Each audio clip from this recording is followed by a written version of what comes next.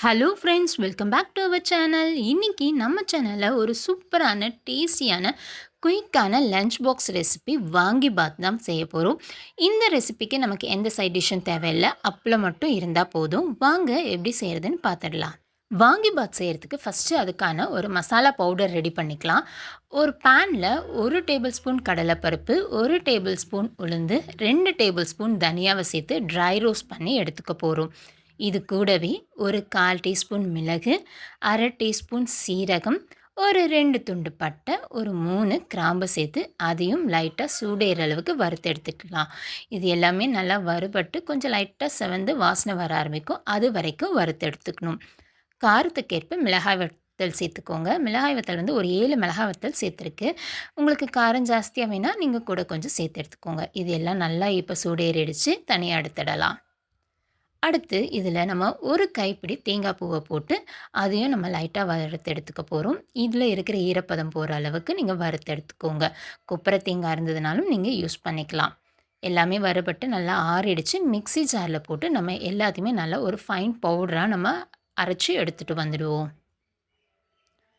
அடுத்து நம்ம இந்த வாங்கி பாத் செய்கிறதுக்கு என்னென்ன போடணும்னு பார்க்கலாம். ஒரு கடாயில் ஒரு 2 டேபிள் ஸ்பூன் எண்ணெய் ஊற்றி கடுகு, உளுந்தம்பருப்பு, வேர்க்கடலை சேர்த்து பொடியாக நறுக்கின வெங்காயம் அதையும் சேர்த்து அது கூட ஒரு கொத்து கருவேப்பிலை போட்டு கொஞ்சம் லைட்டாக வெங்காயத்தை வதக்கி எடுத்துக்குவோம். வெங்காயம் ரொம்ப வதங்கணும்னு அவசியம் கிடையாது. நம்ம கட் பண்ணி வச்சுருக்கிற கத்திரிக்காவை தண்ணியில் போட்டு வச்சுருக்கோம், கருத்து போகாமல் இருக்கு. அதனால் அந்த கத்திரிக்காவையும் நம்ம இதோடு சேர்த்து நல்லா வெங்காயம், கத்திரிக்காய் எல்லாமே ஒன்றா சேர்ந்து வதங்கி வர அளவுக்கு நம்ம வதக்கி எடுத்துக்கலாம். கத்திரிக்காயோட கலர் லைட்டாக சேஞ்ச் ஆகி வரணும். இப்போ சேஞ்ச் ஆகியிருக்கு. இப்போ இதை நம்ம ஒரு மூடி போட்டு கொஞ்ச நேரம் அந்த எண்ணெயிலேயே வேக வச்சு எடுத்துக்கலாம். கத்திரிக்காய் கொஞ்சம் நல்லா வெந்திருக்கும். இந்த ஸ்டேஜில் நம்ம இதுக்கான மஞ்சத்தூள், ஒரு அரை நெல்லிக்காய் சைஸ் புளியை வந்து நம்ம இந்த ரெசிபிக்கு தேவையான அளவு உப்பு போட்டு கரைச்சி வச்சுருக்கோம்.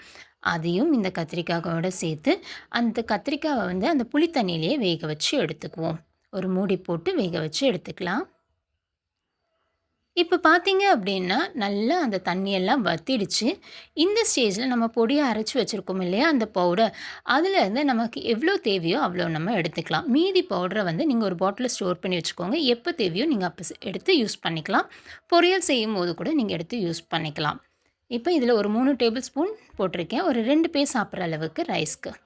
எல்லாத்தையும் நல்லா மிக்ஸ் பண்ணிவிட்டு நம்ம வடித்து வச்சுருக்கோம் இல்லையா சாதம், அந்த சாதத்தையும் இதோடு சேர்த்து நம்ம கலந்து விட்டுக்கலாம். இப்போ நீங்கள் ஸ்டவ் வந்து ஆஃப் பண்ணிவிட்டு கூட இதை நீங்கள் ஒன்றா மிக்ஸ் பண்ணி எடுத்துக்கலாம். நம்ம எப்படி வந்து மற்ற ரைஸ்லாம் வந்து மிக்ஸ் பண்ணுவோமோ அதே மாதிரி இதையும் நீங்கள் மிக்ஸ் பண்ணிவிட்டு இது கூட கொஞ்சம் மல்லி இலை போட்டு இறக்கிட்டிங்கன்னா அவ்வளோதான். சூப்பரான டேஸ்டியான வாங்கிபாத் ரைஸ் கத்திரிக்காய் சாதம் ரெடி ஆகிடுச்சு. ரொம்பவே டேஸ்ட்டாக இருக்கும். ரொம்பவே சிம்பிளாக செஞ்சிடலாம். இதுக்கு வந்து நமக்கு எந்த சைட் டிஷ்ஷும் பெருசாக தேவை இருக்காது. அப்பளம் மட்டுமே இருந்தால் போதும், சூப்பராக சாப்பிட்டு முடிச்சிடலாம். நீங்கள் கண்டிப்பாக இந்த ரெசிபியை செஞ்சு பாருங்கள். செஞ்சு பார்த்துட்டு எப்படி இருந்துச்சுன்னு சொல்லுங்கள். இந்த வீடியோ பிடிச்சிருந்தா லைக் பண்ணிக்கோங்க. உங்கள் ஃப்ரெண்ட்ஸ் அண்ட் ஃபேமிலிஸ்க்கும் ஷேர் பண்ணுங்கள். நெக்ஸ்ட் வீடியோவில் பார்க்கலாம். தேங்க்யூ.